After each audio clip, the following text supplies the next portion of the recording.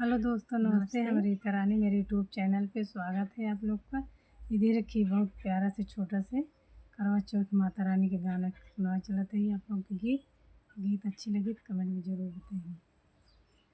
चंदा मैया निंगरे तू आवा हो तो के चलनी से देखब।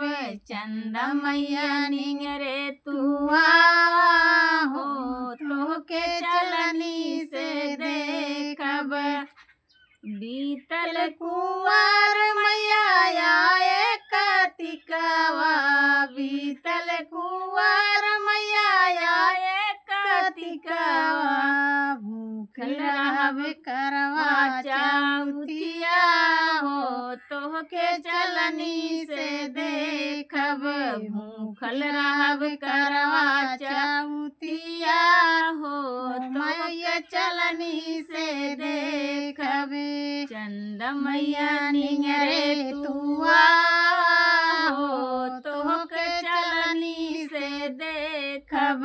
चंदा मैया निंगरे तू हो तो के चलनी से देखब।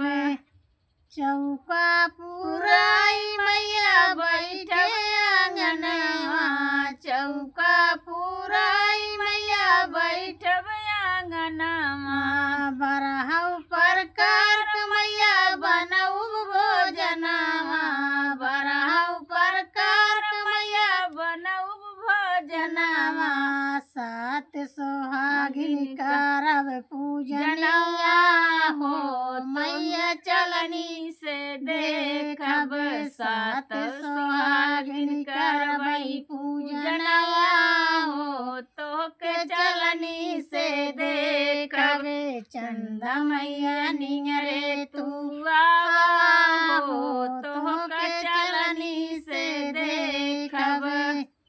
बना रहाई मैया मोरा भैया भतीजवा, बना रहाई मैया मोरा भैया भतीजवा।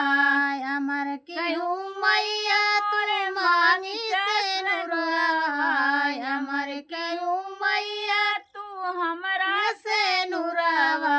बना रहाई हमरा सुहागवा हो तो के चलनी से देखब। बना रहाई हमरा सुहागवा हो तो के चलनी से देखब।